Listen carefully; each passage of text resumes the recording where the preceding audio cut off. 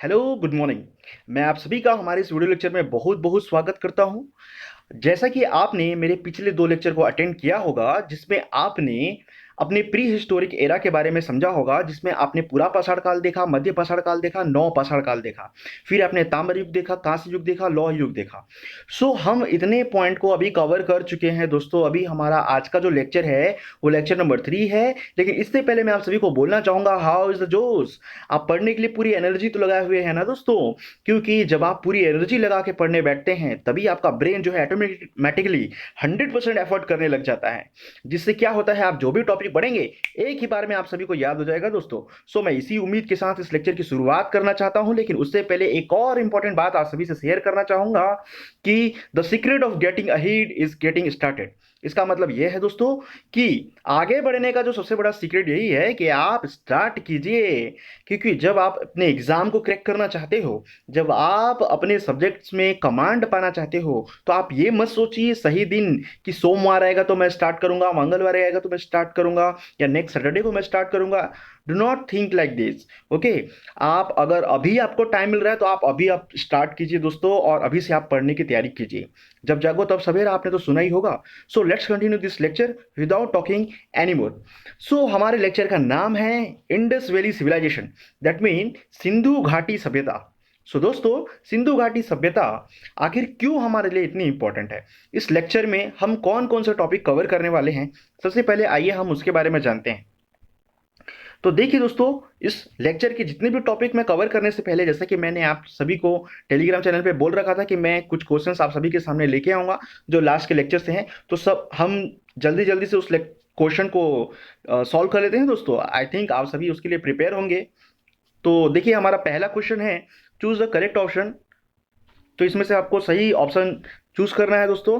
तो यहाँ पे देखिए, जो हिंदी मीडियम वाले बच्चे हैं आप हिंदी का क्वेश्चन देख सकते हो, और जो इंग्लिश मीडियम वाले हैं आप इंग्लिश का क्वेश्चन देख सकते हो। So choose the correct option.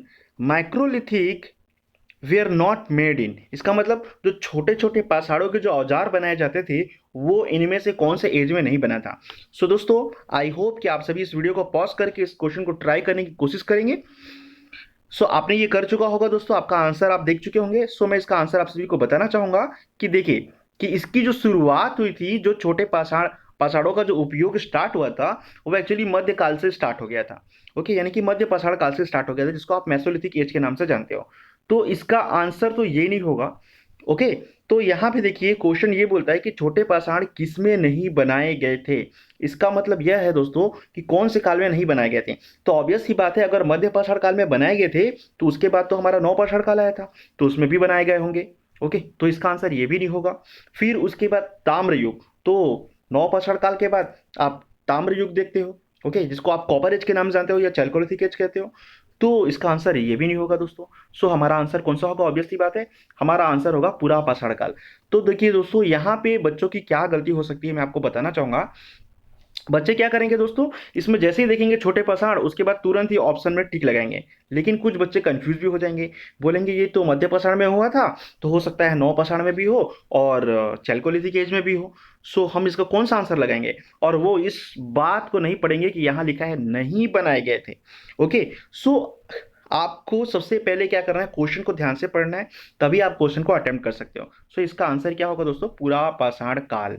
Okay, अब हम अगले क्वेश्चन की ओर बढ़ते हैं। देखिए, आपका नेक्स्ट क्वेश्चन है, right the proper chronological order of the different periods of stone age. तो देखिए दोस्तों, मैं आप सभी को बोलना चाहूंगा, फिर मैं आप सभी को बोलूंगा कि जो विद्यार्थी आप हिंदी मीडियम से तैयारी कर रहे हैं, आप सभी को इंग्लिश में भी क्वेश्चन और इंग्लिश में भी टॉपिक को समझना इंपॉर्टेंट है दोस्तों। क्योंकि एग्जाम में कभी कभी ऐसा होता है कि कुछ ऐसे पॉइंट होते हैं जिसको कभी कभी इंग्लिश में ही लिख देता है। इसका मतलब हिंदी में तो लिखेगा ही सही, लेकिन वो वर्ड इंग्लिश का रहता है, तब आप वहां पे कंफ्यूज हो सकते हो। इसलिए आप जो है दोनों को धीरे धीरे अटेम्प्ट करते चलिए दोस्तों, और भगवान आपका भला करेगा। So God bless you. So let's continue.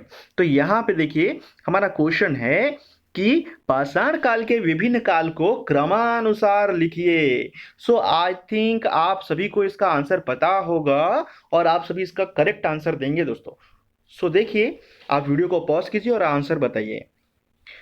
I think आपने ये कोशिश कर चुका होगा दोस्तों। अब मैं इसका आंसर बताता हूं, आप अपने आंसर को मैच कीजिए देखिए सबसे पहले आया पूरा पाषाण काल, फिर आया मध्य पाषाण काल, और फिर आया नव पाषाण काल। तो यहाँ पे आपका ऑप्शन नंबर बी जो है that is a right answer. Okay, यही इसका क्रोनोलॉजिकल ऑर्डर है। अगर क्रोनोलॉजिकल ऑर्डर बोला मतलब क्रमानुसार उसको आपको जमाना है दोस्तों। फिर हम बढ़ते हैं नेक्स्ट क्वेश्चन की ओर। Neolithic man use the wheel.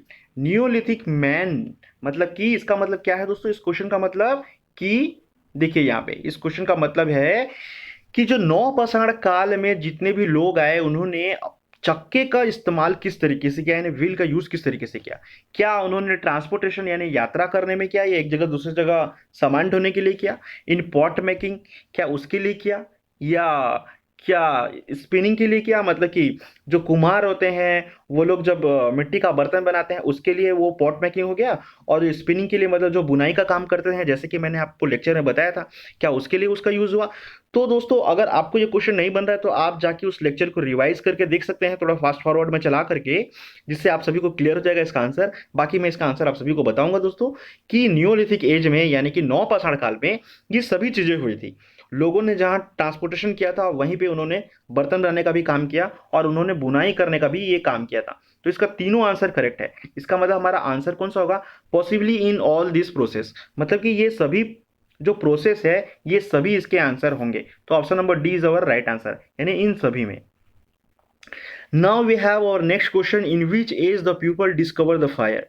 इसका आंसर तो आप सभी को देना होगा दोस्तों कि कौन से एज में लोगों ने आग की खोज की। ओके, तो यहाँ पे देखिए आप सभी की स्क्रीन में ये नजर आ रहा होगा। इसका आंसर तो हर किसी को पता होगा आई थिंक, लेकिन फिर भी दोस्तों हमारा काम है आंसर आप सभी को बताना।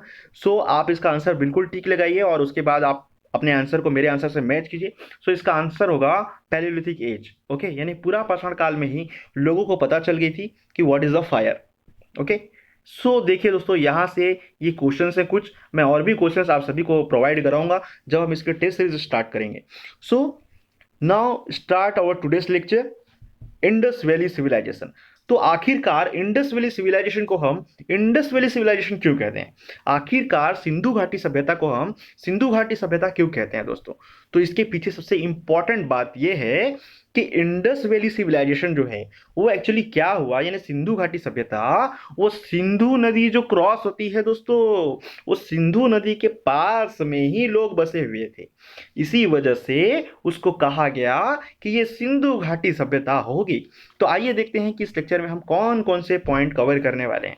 सबसे पहले हम इसका इंट्रोडक्शन जानेंगे, फिर इसका जियोग्राफिकल एक्सपेंशन यानी भौगोलिक विस्तार समझेंगे, फिर इसका अर्बन सिविलाइजेशन देखेंगे, फिर इसका एग्रीकल्चर यानी कृषि वाले पार्ट को देखेंगे। ओके, फिर इसमें देखिए एनिमल हर्डिंग यानी पशुपालन को हम चेक करेंगे, इसके कला और इसके प्रौद्योगिकी के बारे में हम इसमें जानेंगे। फिर इसके बाद हम इसमें चेक करेंगे व्यापार, वाणिज्य, राजनीतिक संगठन, धार्मिक प्रथाएं, धर्मनिरपेक्षता और कुछ एमसीक्यूज एट द एंड। हम इसमें कोशिश करेंगे दोस्तों कि आप सभी को ये टॉपिक जो है बहुत अच्छे से समझ में आ जाए, और आई थिंक आप सभी इसका नोट्स भी बना सकते हो। सो लेट्स कंटिन्यू दिस लेक्चर। सबसे पहले हम बात करेंगे इसके इंट्रोडक्शन के बारे में दोस्तों। तो यहाँ पे देखिए आप सभी की स्क्रीन में आप सभी को नजर आ रहा होगा इसका सामान्य परिचय, जिसमें मैंने सबसे पहले इसकी शुरुआत की है इसके क्वेश्चन से कि हड़प्पा संस्कृति के सबूत सबसे पहले किन्हें मिली थी। तो देखिए दोस्तों एक्चुअली क्या होता है कि जिस समय अंग्रेज हुकूमत भारत आए हुए थे, यानी कब आए हुए थे? 1608 में उन्होंने आकर के यहाँ अपना काम शुरू कर दिया था। सो उन्होंने क्या किया, जब वो रेल निर्माण करने का काम कर रहे थे दोस्तों, तब क्या होता है 1853 के आसपास में या 1853 में ही जो ब्रिटिश इंजीनियर होते हैं जिनका नाम था एलेक्जेंडर, ओके, उनका क्या नाम था? Alexander Cunningham. तो आप इसका नाम को आसानी से याद कर सकते हो दोस्तों, जैसा कि वो ब्रिटिश है तो पुलिस की यूनिफॉर्म में होगा, और आपने सिंघम मूवी तो देखी होगी तो सिंघम से आप याद रख सकते हो कनिंघम। इनका नाम कनिंघम है दोस्तों।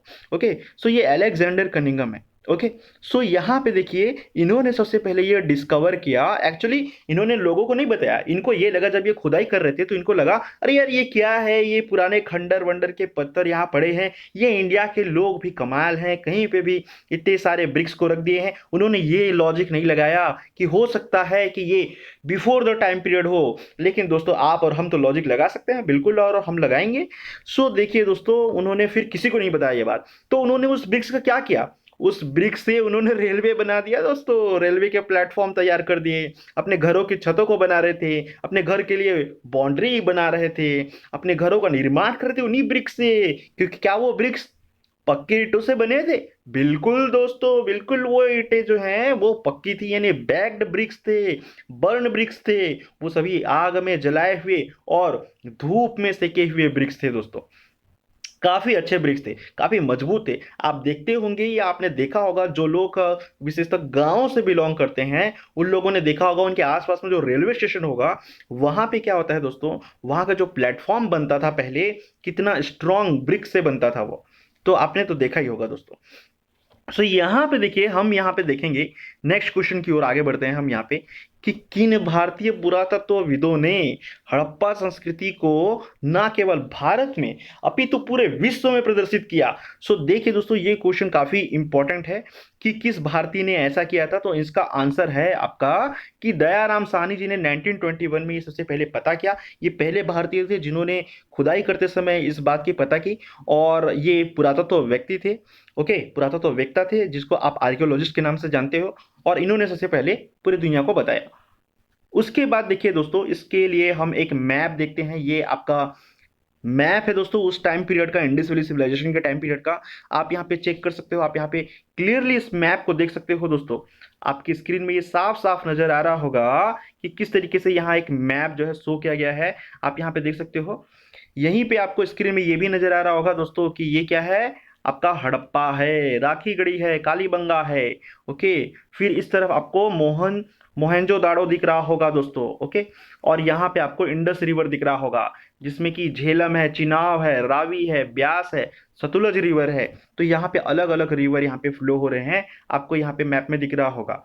ओके, और इस जगह पे आपको यहाँ पे देख सकते हो, गुजरात के पास में आपको लोथल नजर आ रहा होगा दोस्तों। ओके, फिर साथ ही साथ यहाँ पे जो गुजरात का अपर पार्ट है, यहाँ पे धोलावीरा दिख रहा होगा, राजस्थान के ठीक नीचे। ओके, सो देखिए दोस्तों, ये सभी जो जगह है ये काफी इंपॉर्टेंट है आप सभी के लिए। इस लेक्चर के कंटिन्यू होते होते हम ये सभी जान जाएंगे कि कौन कौन से ऐसे स्टेट हैं जो हमारे लिए इंपॉर्टेंट है। Okay, so let's continue this lecture. So देखिए दोस्तों, हमारा नेक्स्ट टॉपिक है इसका इंट्रोडक्शन। तो इसके इंट्रोडक्शन में हम जानेंगे, सबसे पहले हम यहाँ पे एक क्वेश्चन चेक करते हैं दोस्तों, कि वे कौन से पहले भारतीय थे जिन्होंने सिंध में मोहनजोदाड़ो की खुदाई की। तो जैसा कि हमने देखा कि वो कौन से पहले भारतीय थे जिन्होंने हड़प्पा का पता लगाया, उनका नाम था दयाराम साहनी 1921। और ये जो थे, इन्होंने मोहनजोदाड़ो का पता लगाया था राखाल दास बैनर्जी जी, ये भी 1921 ही थे। सो ये दोनों बातें जो है काफी इंपॉर्टेंट है दोस्तों। अब इसके बाद हम देखते हैं इन्होंने, या उस टाइम पीरियड का जो मैप था वो हमको कौन कौन से इंफॉर्मेशन देता है। आइए हम जरा इसको चेक कर लें और जानने की कोशिश करें दोस्तों, कौन कौन सी इंपॉर्टेंट बातें यहाँ पे हैं। तो सबसे पहले देखिए, मैप पढ़ना आप सभी को आना चाहिए। आई होप आप जियोग्राफी लेक्चर में इसकी प्रैक्टिस कर रहे होगे दोस्तों।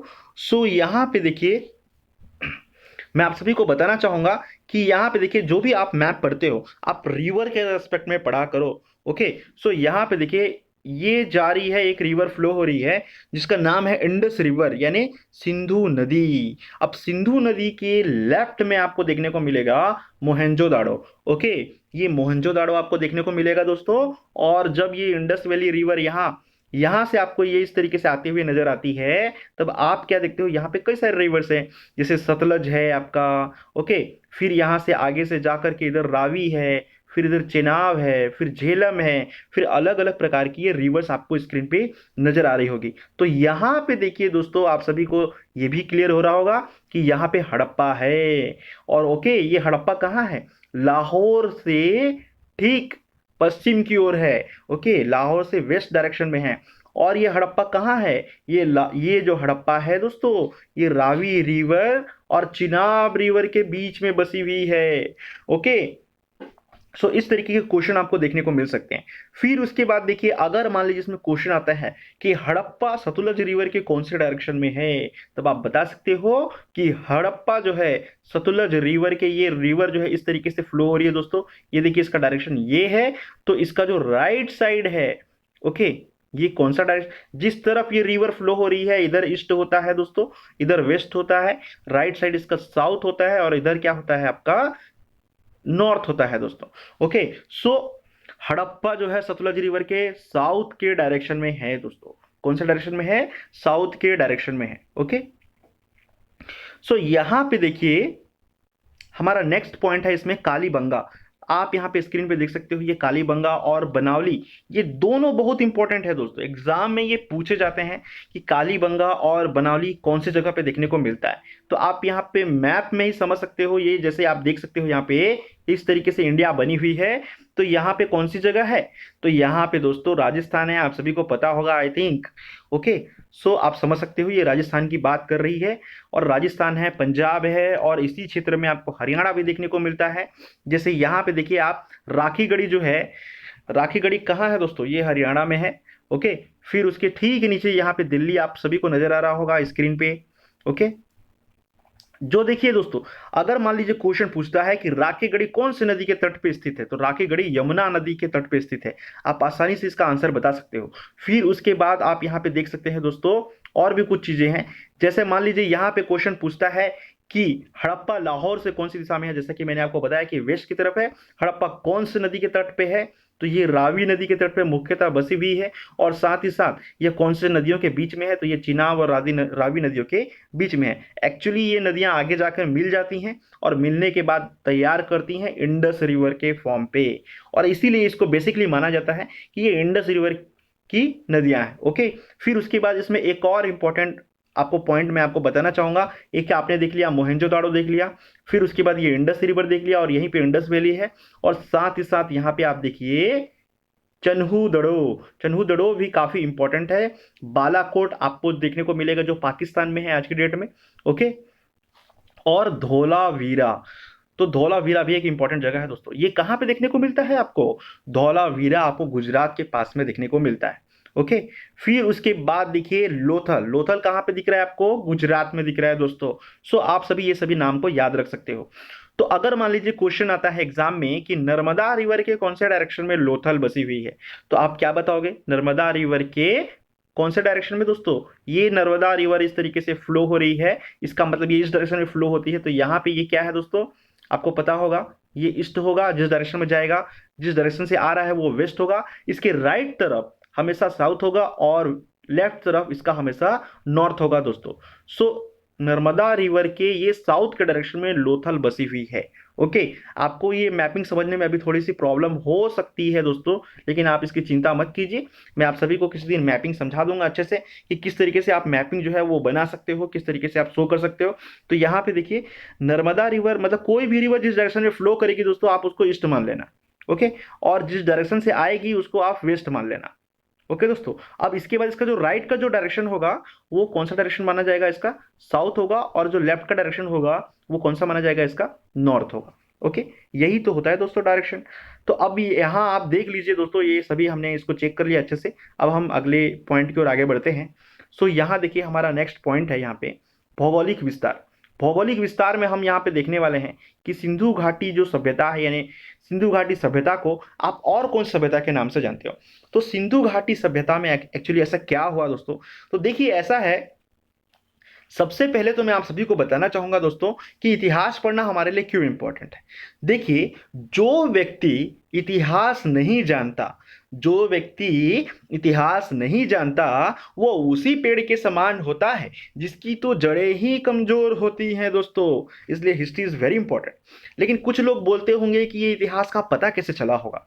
कैसे ये पता चला कि वहां इंडस वैली सिविलाइजेशन थी? कैसे ये पता चला कि वहां हड़प्पा कल्चर थी? कैसे ये पता चला कि वहां मोहनजोदाड़ो थी?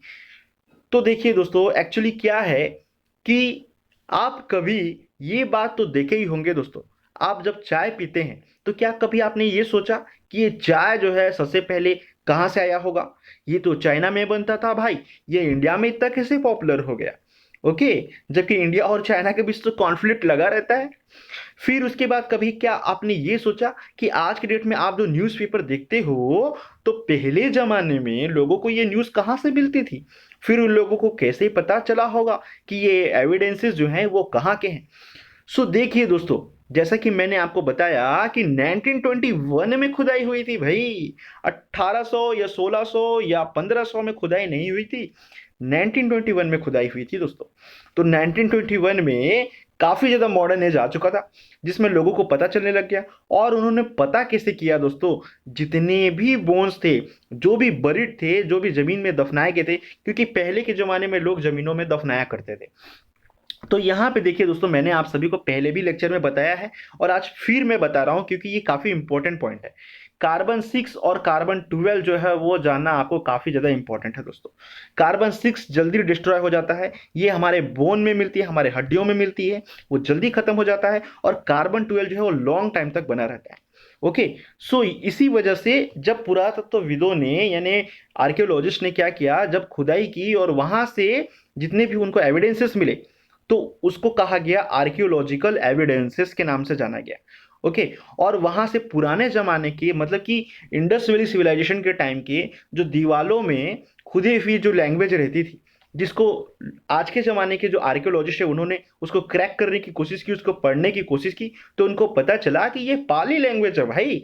इसका मतलब क्या है दोस्तों, आपके एग्जाम में क्वेश्चन पूछ सकता है कि इंडस वैली सिविलाइजेशन के टाइम पे या उस जमाने में मतलब कि आपके एंशियंट टाइम पे कौन से लैंग्वेज का ज़्यादा इस्तेमाल किया गया, तो पाली लैंग्वेज थी और प्राकृत लैंग्वेज थी। और उसके बाद जब अशोक का टाइम पीरियड आता है तब वो लैंग्वेज बदल के खरोष्टी लैंग्वेज का ज़्यादा इस्तेमाल किया गया था दोस्तों। ओके, सो उस जमाने में भी क्या हुआ, जो पहाड़ों पे जो पत्थरों पे जो खुदाई करके जो लोग लिखवाते थे वो सभी पाली लैंग्वेज में रहता था, जिसको आज भी लोग क्रैक करने की कोशिश कर रहे हैं दोस्तों। ओके, सो यहाँ पे आप देख सकते हैं ये इंडस वैली सिविलाइजेशन के लोग थे। तो इन्होंने क्या किया दोस्तों, ये देखिए आप उनके कल्चर को देखिए, वो किस तरीके से ये फॉर्मेशन करते थे। तो आपने देखा दोस्तों किस तरीके से न्यूलिथिक एज में लोगों की फ्लाइट जो है एकदम मोड़ पे आ गई दोस्तों, और बिल्कुल अबव द क्लाउड आ गई।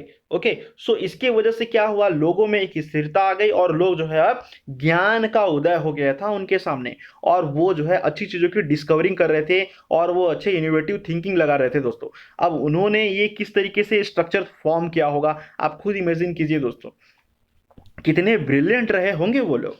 तो यहाँ पे देखिए क्या है, एक्चुअली बात यह है दोस्तों कि सिंधु घाटी के निकट लोग रुके कृषि कार्य किया और शहरी शहरों का उन्होंने क्या किया, विकास किया। तो एक्चुअली ये है दोस्तों कि सिंधु घाटी सभ्यता में लोगों की जो जीवन थी वो कैसी थी, उनकी इकोनॉमी पॉलिसी कैसी थी, ये आपको समझना सबसे पहले इंपॉर्टेंट है। तो देखिए दोस्तों, उनकी जो लाइफ थी वो सरप्लस थी मेरे भाइयों। कैसी लाइफ थी, सरप्लस लाइफ। सरप्लस लाइफ का मतलब पता है, सरप्लस लाइफ का मतलब ये होता है दोस्तों कि वे इतने ज्यादा अनाज के भंडार कर चुके थे, इतने ज्यादा वो कमाई कर चुके थे अनाज के, कि उनको कल के खाने की कोई चिंता नहीं थी। इसीलिए उनकी इकोनॉमी को सरप्लस इकोनॉमी कहा गया दोस्तों, यानी अधिशेष इकोनॉमी के नाम से जाना गया। और बाद में क्या होता है दोस्तों, आज के टाइम पे फिर क्या होता है, आज के टाइम पे इंसान क्या करता है, जितना कमाता है उतना ही खाता है, जितना कमाता है उतना ही खाता है। तो उसमें क्या है दोस्तों, आज की जो लाइफ है, आज की जो इकोनॉमी है वो सब्सिस्टेंसी इकोनॉमी है। सो देखिए दोस्तों, पहले के जमाने में लोग यानी कि इंडस वैली सिविलाइजेशन के टाइम पे लोग काफी ज्यादा खुशी से रहते थे, उनको कोई प्रॉब्लम नहीं थी दोस्तों, ना कहीं वोट देने जाने का खतरा था, ना कहीं किसी धर्म के बारे में कोई प्रॉब्लम था, किसी प्रकार का रिलीजियस कॉन्फ्लिक्ट नहीं था, कोई वहां पे एक दूसरे के धर्म को किसी बुरी नजर से या उल्टे फुल्टे शब्दों से नहीं आंकता था दोस्तों।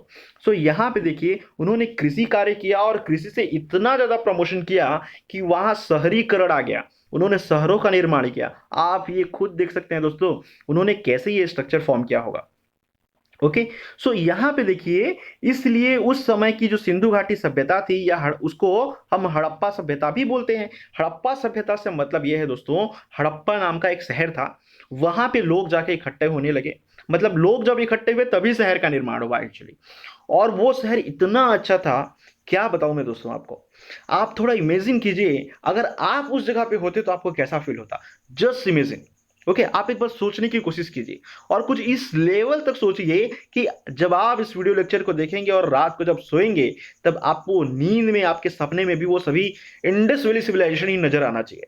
ओके, सो यहाँ पे देखिए दोस्तों, हम इस लेक्चर को आगे बढ़ाते हैं। जैसे यहाँ पे देखिए, इंडस वैली सिविलाइजेशन जो था इसका जो केंद्र था वो पंजाब को माना जाता है और सिंध को माना जाता है, क्योंकि उसी के एरिया के आसपास में ये इंडस वैली सिविलाइजेशन आपको देखने को मिलता है। यहीं से धीरे धीरे क्या होता था दोस्तों, उसका विस्तार होने लगा था। और ये कौन से एरिया में इसका विस्तार होने लगा था? दक्षिण के प्रांतों में और पूर्व की ओर इसका विस्तार होने लगा था दोस्तों। दक्षिण के प्रांतों में और पूर्व की ओर। अब दक्षिण की प्रांतों का मतलब क्या है दोस्तों? आप कहीं साउथ इंडिया तो नहीं सोच रहे हैं ना? बिल्कुल आप मत सोचिए दोस्तों, साउथ इंडिया के बारे में नहीं बोल रहा हूं। दक्षिण के प्रांतों मतलब आप यहां मैप को देखिए, आपको समझ में आ जाएगा। यहां देखिए दोस्तों, मैप में क्या है? मैप में जैसे कि मैंने आपको बताया कि ये तो इंडस रिवर है भाइयों। अब ये इंडस रिवर है, यहां हड़प्पा है, यहां मोहनजोदाड़ो है।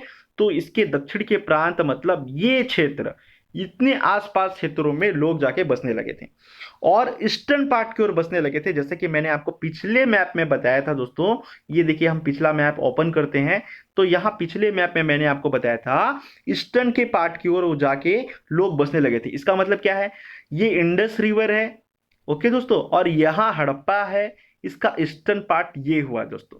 यूपी तक लोग गए थे, एक्चुअली सौराष्ट्र उसको कहा जाता है। वहां तक लोग जो है गए थे दोस्तों, यमुना नदी के उस पार भी गए थे कुछ लोग, ओके। और वहां तक जाकर लोगों ने अपना प्रचार किया था, मतलब कि वहां जाकर के लोग बसने लग गए थे। और इस तरफ अगर आप जाएंगे नीचे के डायरेक्शन में, मतलब साउथ के डायरेक्शन में, तब लोग जो है लोथल और रोजदी तक गए हुए थे दोस्तों, जो कि गुजरात में आपको देखने को मिलता है। आप इससे भी ज्यादा अगर आगे बढ़ेंगे तो इससे ज्यादा आपको महाराष्ट्र मिलेगा दोस्तों।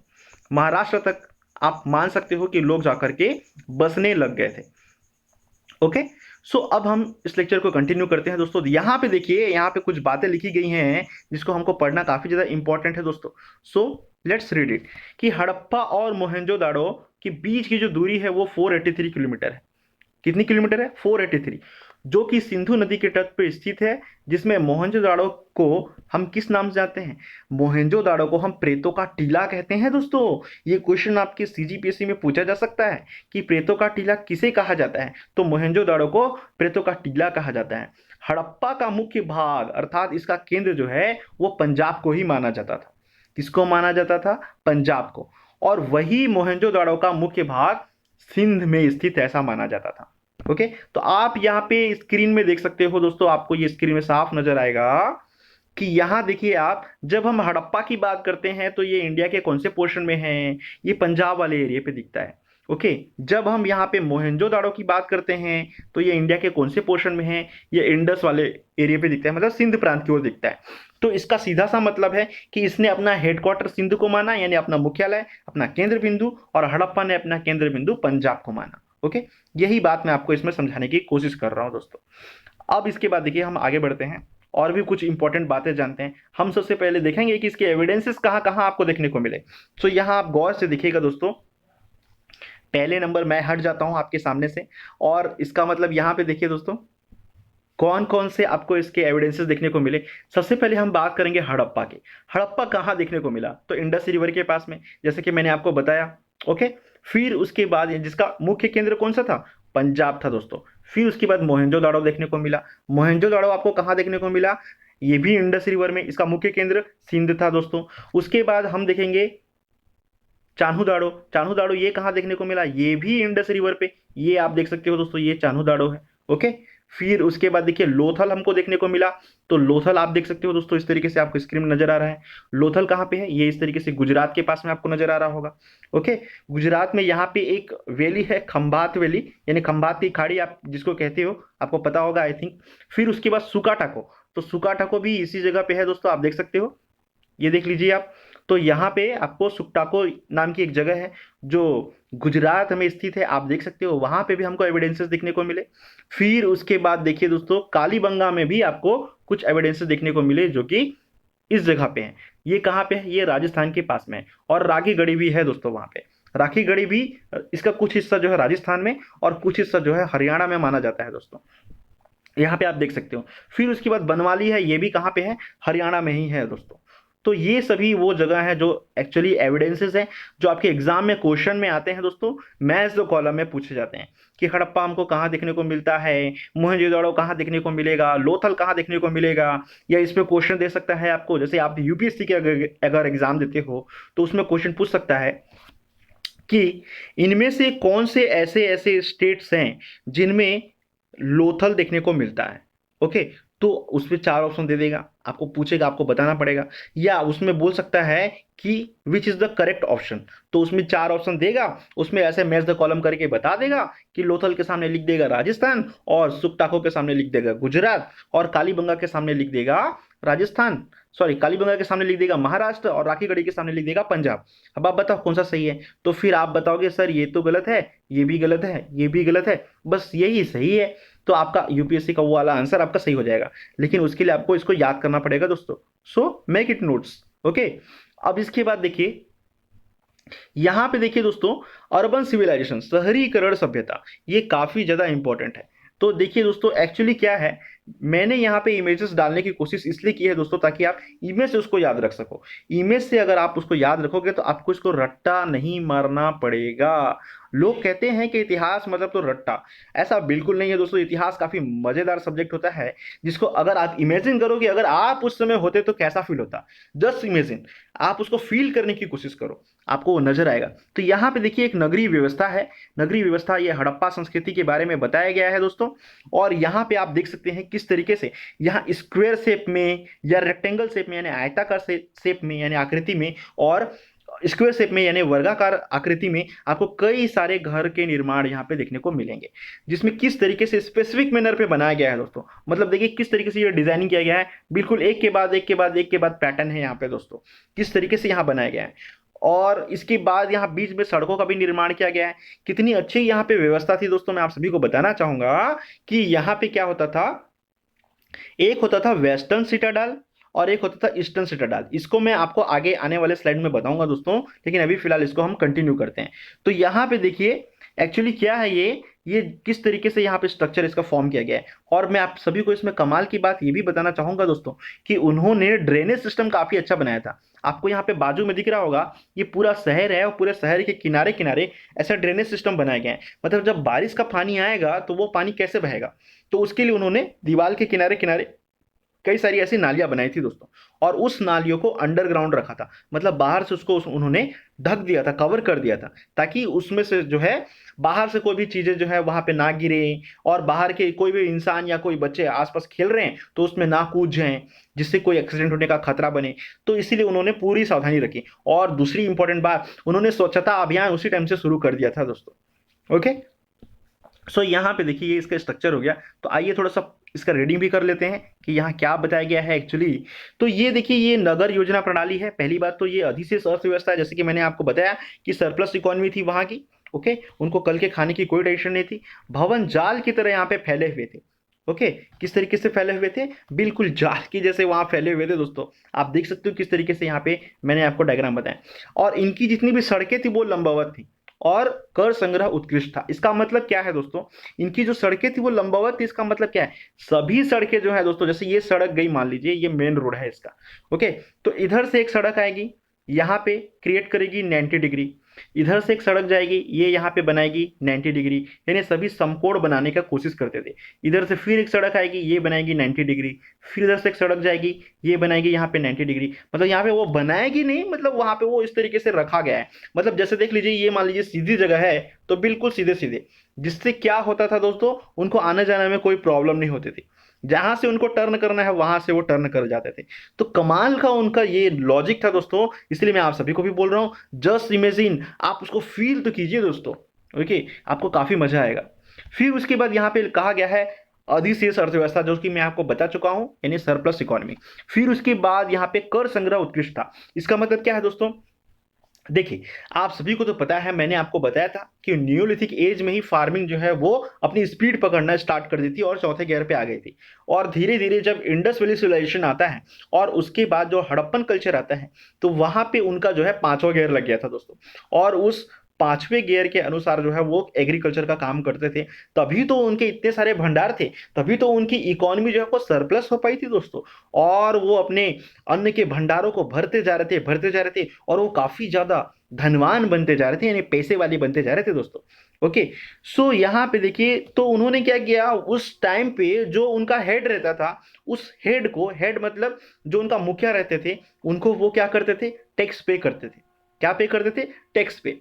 तो वो जो मुखिया रहता था, आपने वो मूवी देखी होगी ऋतिक रोशन की, मोहनजोदाड़ो। अगर आपने नहीं देखी तो प्लीज उसको देखिए, मेरा आधा काम आसान हो जाएगा दोस्तों, आप इस टॉपिक को आसानी से समझ पाओगे। ओके, तो यहाँ पे देखिए दोस्तों, वहां पे क्या होता था, एक मुखिया रहेगा और वो मुखिया जो है अपने जो जितनी भी आसपास के नगरवासी रहेंगे उनको बोलेगा कि आप हमको टैक्स दीजिए, तब हम आपके स्टेट में, आपके जो क्षेत्र है वहां पे कुछ अच्छे काम कर सकेंगे आप सभी के लिए। ओके, तो वो लोग जो है किसान सभी टैक्स दिया करते थे वहां पे। तो कर व्यवस्था काफी उत्कृष्ट थी, काफी उच्च कोटि की थी, काफी अच्छी क्वालिटी की थी। इसीलिए वहां के जो नगर थी वो काफी व्यवस्थित तरीके से थी। आप देख सकते हैं, जैसे कि मैंने आप सभी को बताया कि वहां पे सड़कें जो हैं वो कैसी थी, परपेंडिकुलर थी, यानी कि इस तरीके से थी, समकोण थी, किसी को कोई एक्सीडेंट होने का खतरा नहीं था दोस्तों।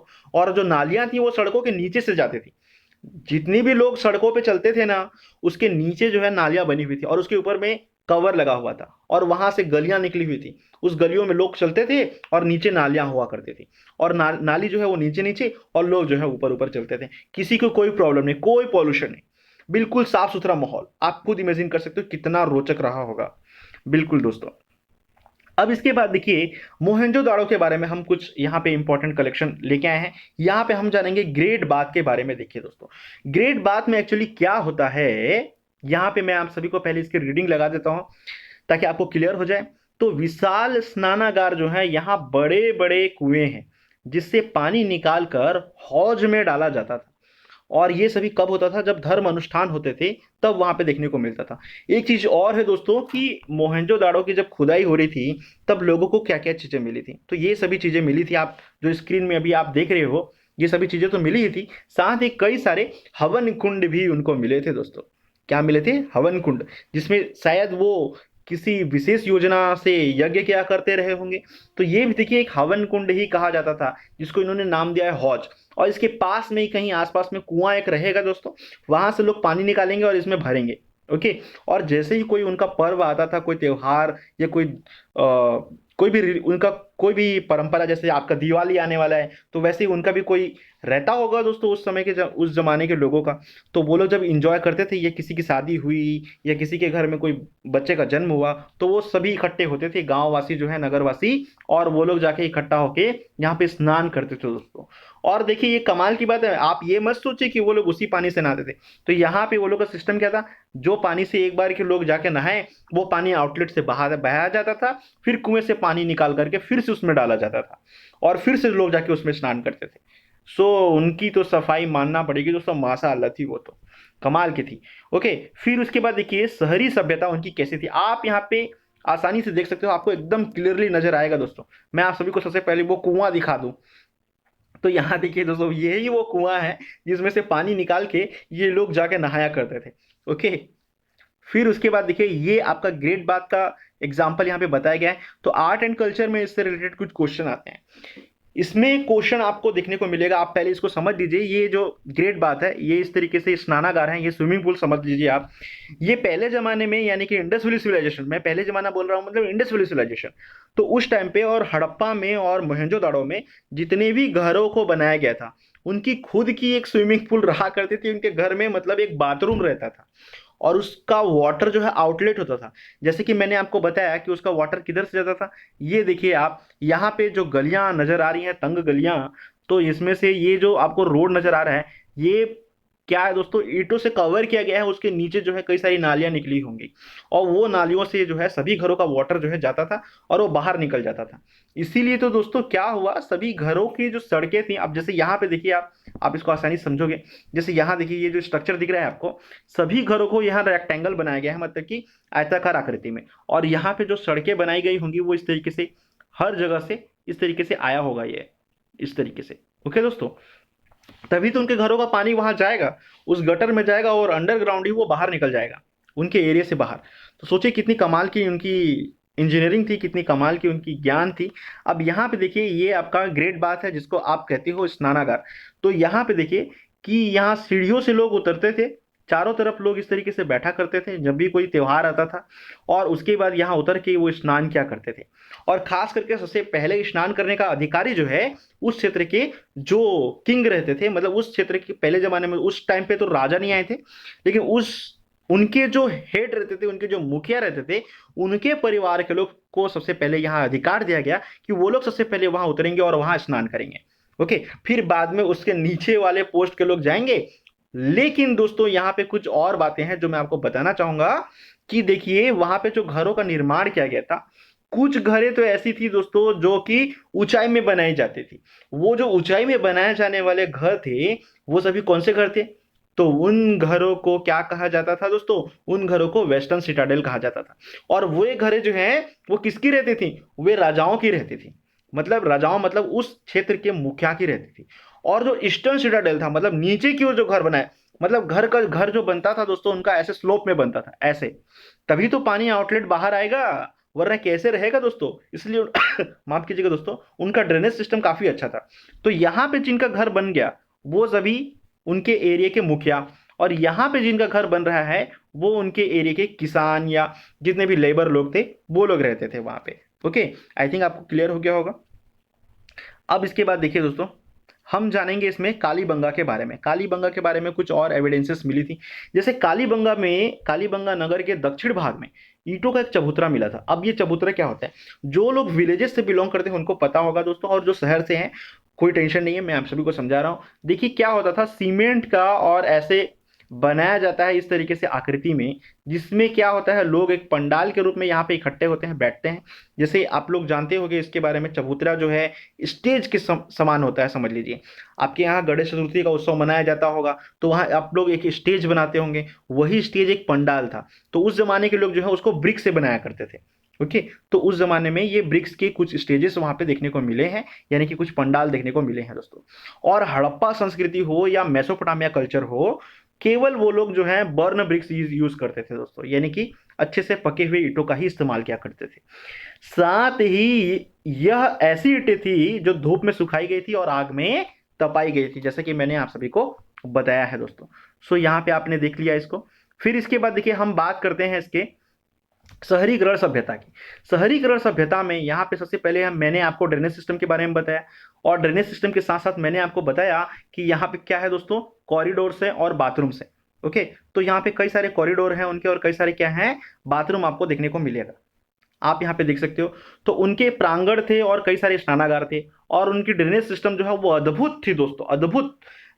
तभी तो दोस्तों, सड़कों के नीचे से कैसे जाएगा, ये कैसे सोच लिया उन्होंने, कि आज के जमाने में ऐसे लोगों को समझ में नहीं आता दोस्तों कि ये पॉलिटिशियन अगर काम करना चाहते हैं तो वो भी ऐसा कर सकते थे। ओके, लेकिन कमाल की थी दोस्तों, जो भी बोलिए, मेरा तो मन करता है कि मैं जाके वहां रहूं एक बार। ओके, लेकिन ये पॉसिबल नहीं है अभी फिलहाल, मैं उस एज में नहीं जाना चाहता। ओके, सो यहाँ पे देखिए कॉरिडोर और बाथरूम भी वहां पे आपको देखने को मिलेगा। सो कॉरिडोर और बाथरूम, तो आप खुद सोचिए दोस्तों, कॉरिडोर मतलब उनका जो घर बनता था, जैसे मान लीजिए मैं आपको यहाँ पे बताने की कोशिश करता हूँ। जैसे मान लीजिए ये उनके घर की एक मकान की ये एंट्री गेट हो गई, और एंट्री गेट में यहाँ पे एक शेड ऐसा लगा हुआ है, और यहाँ पे एक खाली जगह आपको यहाँ पे दिखेगा दोस्तों, जिसमें वो लोग जो है, जिसको आप बैठक रूम बता सकते हो, वहां पे लोग जैसे मिलने आए तो वहीं पे बैठेंगे।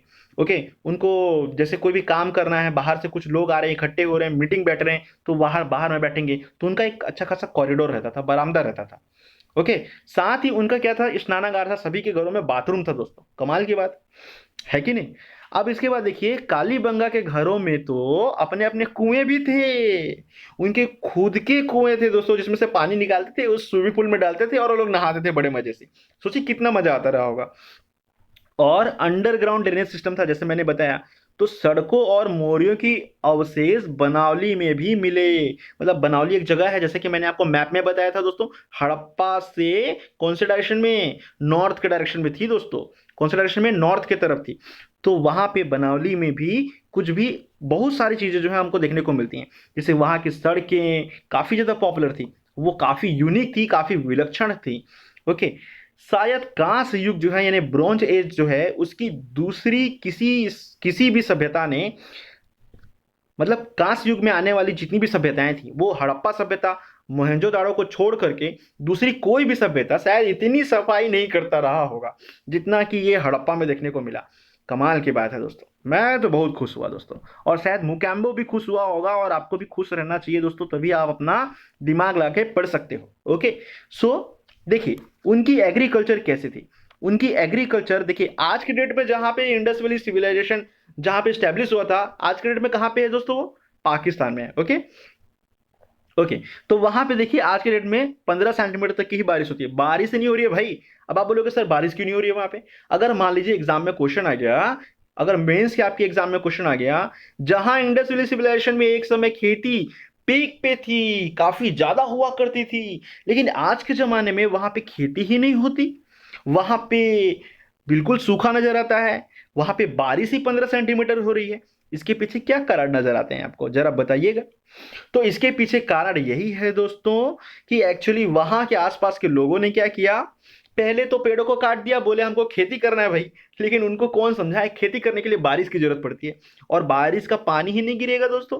पेड़ नहीं, बारिश नहीं, पेड़ नहीं, बारिश नहीं, पौधे नहीं, खेती नहीं, पौधे नहीं, खेती नहीं, पेड़ नहीं, बारिश नहीं, पौधे कहाँ गए?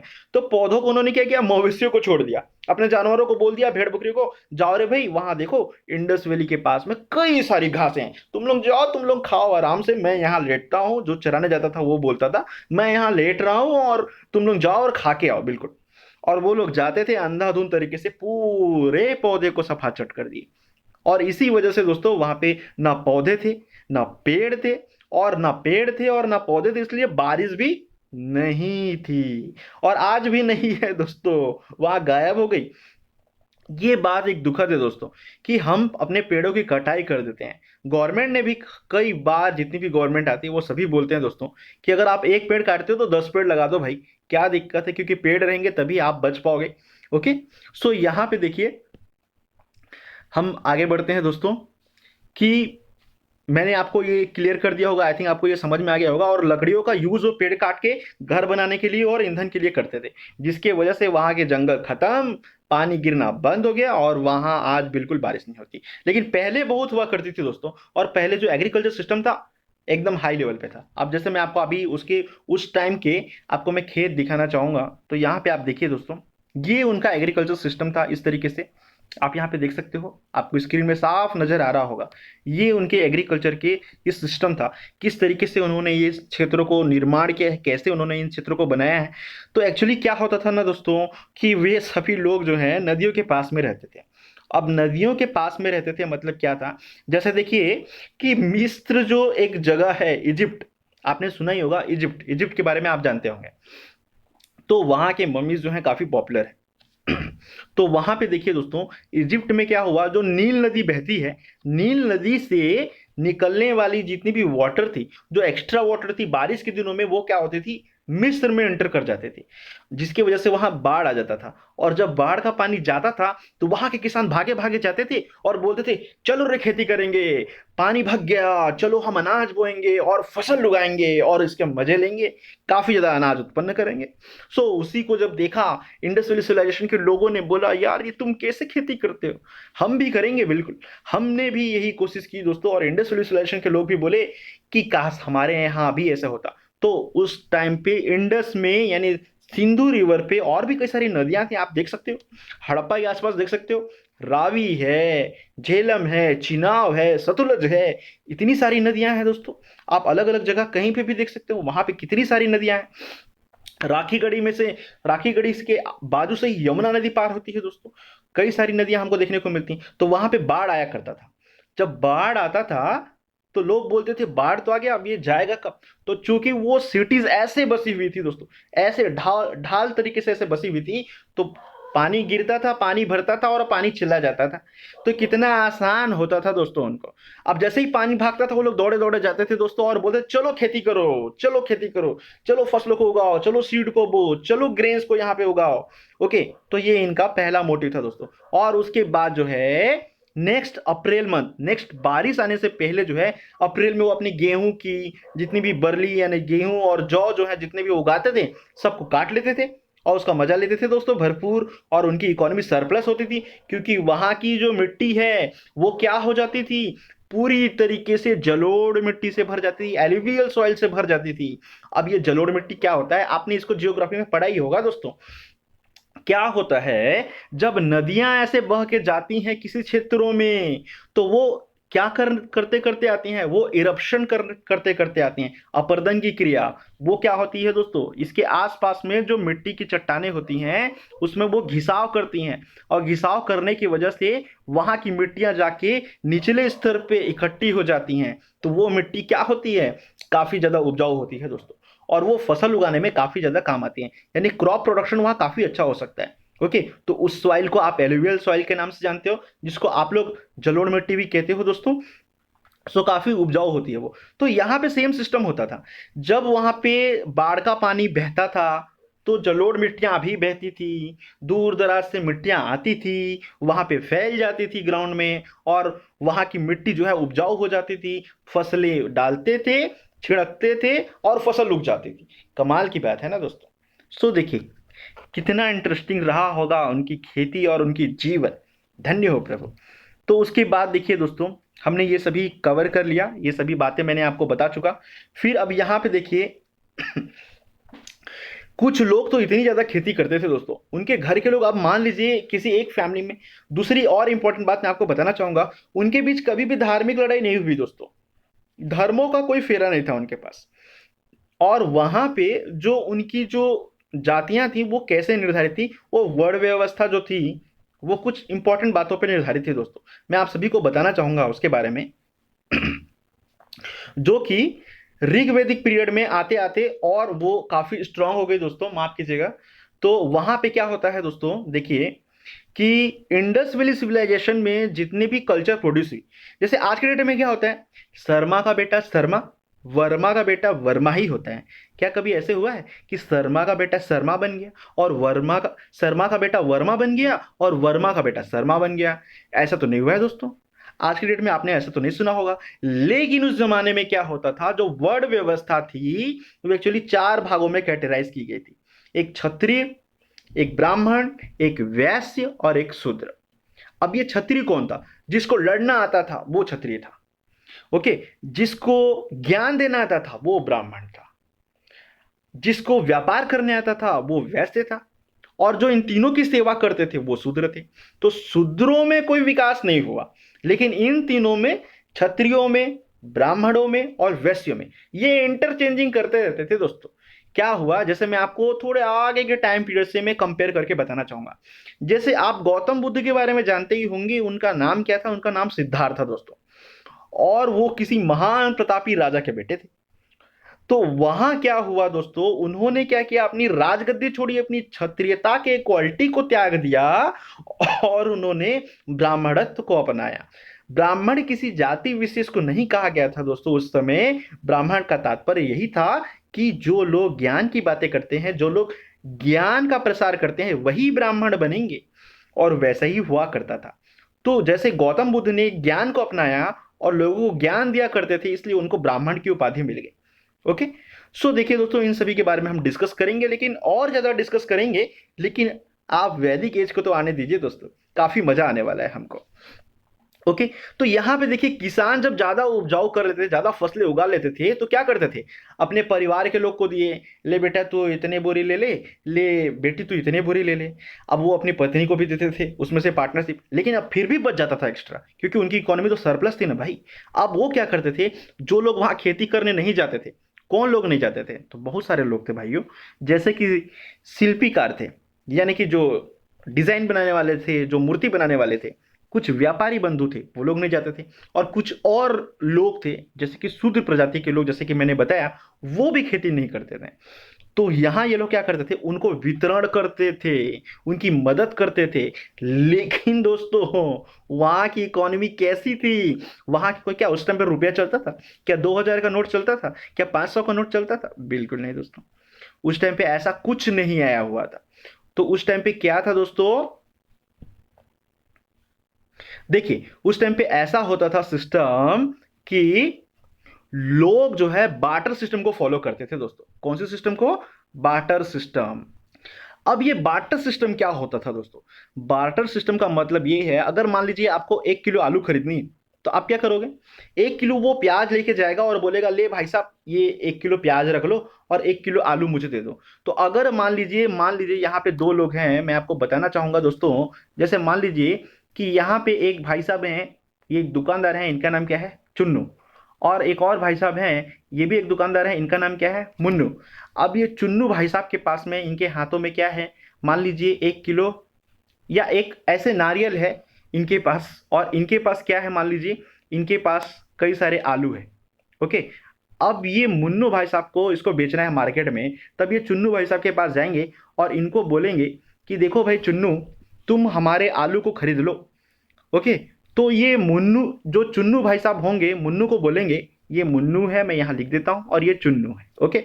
तो चुन्नू भाई साहब मुन्नू भाई साहब को बोलेंगे कि देखिए भाई मुन्नू, आप जो आलू बेच रहे हो मुझे तो नहीं चाहिए भाई। ओके। मुझे तो प्याज चाहिए। तो आपके पास तो आलू है, तो मैं आलू क्यों लूंगा? मैं नहीं लूंगा, मुझे तो प्याज चाहिए। ओके। और तो ये बोलते हैं, ये भाई साहब बोलते हैं, अगर मैं प्याज ला दिया तो क्या तुम ये खरीद लोगे क्या? या तुम ये ले दोगे क्या? आलू मेरे बिकवा दोगे क्या? तो ये भाई साहब, चुन्नू भाई साहब बोलेंगे, नहीं बिल्कुल नहीं, मैं तुम्हारी कोई मदद नहीं कर सकता। तो ये बार्टर सिस्टम था दोस्तों उनका। बार्टर सिस्टम में उनको प्रॉब्लम होती थी। अब ये किसी ऐसे व्यक्ति को खोजेंगे जिनके पास क्या होगा? जिनके पास इनको जो चाहिए होगा, इनको क्या चाहिए होगा? मान लीजिए इनको चाहिए क्या? प्याज चाहिए। या इनको मान लीजिए चाहिए गोभी चाहिए, मान लीजिए इनको क्या चाहिए दोस्तों? गोभी चाहिए। मतलब मुन्नू को चाहिए गोभी, और उनके हाथों में है आलू। अब वो बोलेंगे, ऐसे व्यक्ति को खोजेंगे पूरे बाजार में जिसको आलू चाहिए होगा और जो गोभी भी बेच रहा होगा। तो बताइए, जिसको आलू चाहिए होगा तभी तो वो आलू देंगे और बोलेंगे यार तुम ये आलू रखो और मेरे को गोभी दे दो, लाओ। ओके। तभी तो उनका जो सिस्टम है व्यापार हो पाएगा, तभी तो आदान प्रदान हो पाएगा। और यही प्रणाली जो है बार्टर सिस्टम थी, जो बहुत ज्यादा डिफिकल्ट थी दोस्तों। अगर ऐसा बंदा मिल गया तब तो ठीक है, वरना राम भरोसे। ओके। लेकिन हम राम भरोसे नहीं रहेंगे दोस्तों। अभी यहाँ देखिए इनकी एग्रीकल्चर ये प्रणाली देखिए, किस तरीके से इन्होंने खेती किया था। जब बाढ़ का पानी आता था तो इन्होंने भी साइड वाइज ऐसे आउटलेट बना रखे थे, जो बाढ़ का पानी को बाहर निकालने में मदद करता था। ओके। तो इस तरीके से बाढ़ का पानी जो है वो बाहर चला जाता था, या खेतों में जो भी पानी डाला जाता था उसके लिए इन्होंने आउटलेट बना रखे थे। जो सड़कें बनाई थी इसके नीचे खुदाई करके रखे हुए थे, और यहाँ से भी उन्होंने ड्रेनेज सिस्टम को काफी मजेदार बनाया था दोस्तों। तो इस तरीके से हम इसके बारे में समझ रहे हैं दोस्तों। काफी आपको मजा आ रहा होगा आई थिंक, और आपका जोश बना हुआ होगा हम और भी नई चीजों को सीखें। तो इंडस वैली सिविलाइजेशन के लोग क्या करते थे? गेहूं की, जौ की, राई की, ओके, और मटर की, हरे मटर की, ये सभी वो लोग फसलें उगाते थे। तो दो किस्म की गेहूं हुआ करती थी और दो किस्म के जौ भी उगाते थे। बनावली में इसके कई सारे एग्जाम्पल मिलते हैं दोस्तों। और यहाँ पे कुछ लोग जो थे वो लोग तिल भी उगाते थे और सरसों भी उगाया करते थे। ओके। तो इस तरीके से इनका जो क्रॉप प्रोडक्शन था वो अच्छे से चल रहा था।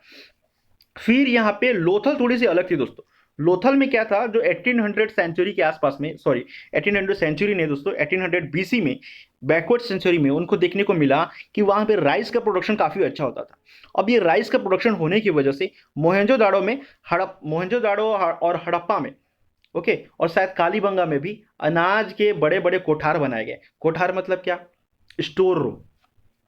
और उस स्टोर रूम में वो रखते थे, क्योंकि आपको मैंने बताया था कि नियोलिथिक एज में तो पॉटरी थी, पॉटरी में वो लोग रखते थे, क्योंकि उतनी उत्पादन नहीं होती थी, इसलिए पॉटरी में रखते थे। लेकिन दोस्तों हम बात कर रहे हैं सरप्लस इकोनॉमी की। सरप्लस इकोनॉमी, बाप रे, कितनी फसलें उगाते थे, बहुत ज्यादा, बहुत ज्यादा फसलें उगाते थे। तो उसको क्या वो एक पॉटरी, छोटे से एक मिट्टी के बर्तन में रखेंगे?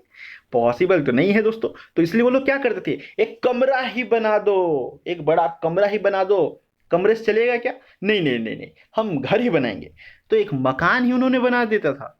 अब मकान ही बना दिया उन्होंने, और मकान बनाने के बाद जाते थे अनाजों को वहां रखते थे, और उतने सारे अनाजों को वहां स्टोर करके रखते थे दोस्तों।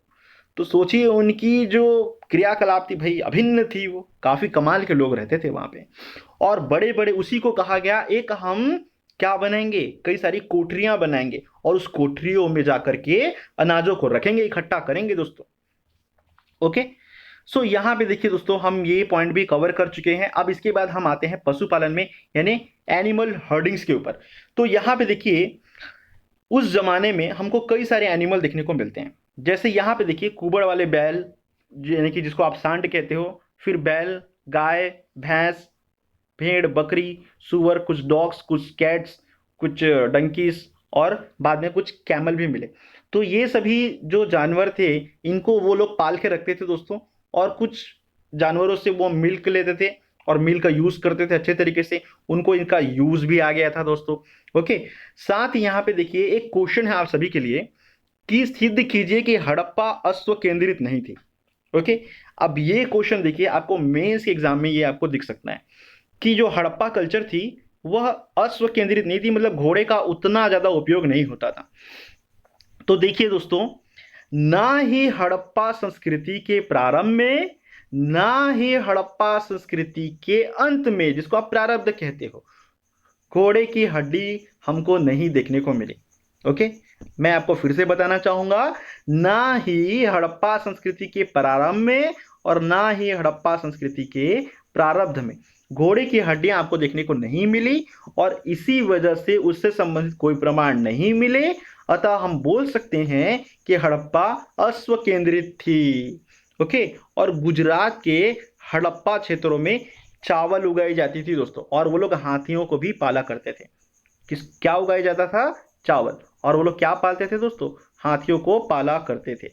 ओके, सो दोस्तों देखिए इसी के साथ ये हमारा लेक्चर जो पार्ट 1 था इंडस वैली सिविलाइजेशन का वो एंड हो गया, और नेक्स्ट लेक्चर में मैं आप सभी से क्वेश्चन सॉल्व कराने की उम्मीद रखता हूं दोस्तों, और मैं आप सभी को क्वेश्चन सॉल्व करने के लिए भी बोलूंगा।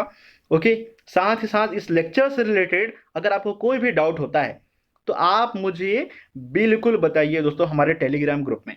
ओके, साथ ही आप मुझे कोई भी अगर आपका प्रश्न है, कोई भी क्वेश्चन है, या किसी और सब्जेक्ट से भी रिलेटेड अगर आपको कोई भी डाउट होता है, so you can ask me.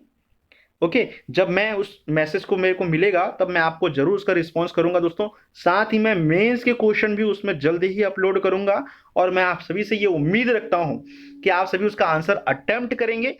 मान लीजिए किसी के पास कोई जेन्युइन रीजन है जो जिसके कारण वो उसका आंसर नहीं बना पा रहे हैं, तो कोई दिक्कत नहीं, आप बाद में अटेम्प्ट कीजिएगा। और दूसरी बात, आप ग्रुप में उसको भेजिएगा दोस्तों। ग्रुप में भेजने से क्या है, मैं आपके आंसर को एक साथ चेक कर पाऊंगा और देख पाऊंगा, और बाकी बच्चे भी उसका बेनिफिट उठा पाएंगे दोस्तों। सो ये भी प्रॉब्लम होती है कि बाकी बच्चे कहीं मेरा मजाक ना उड़ा दें, इसलिए मैं ग्रुप में नहीं भेजूंगा। ऐसा बिल्कुल नहीं होगा दोस्तों, कोई आज के डेट में सभी समझदार हैं, कोई ऐसा नहीं करता।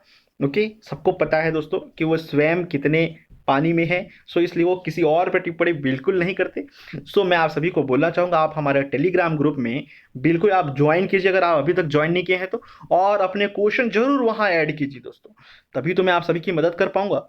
और दूसरी इंपॉर्टेंट बात दोस्तों, देखिए मैंने आप सभी को कुछ क्वेश्चन दिए थे।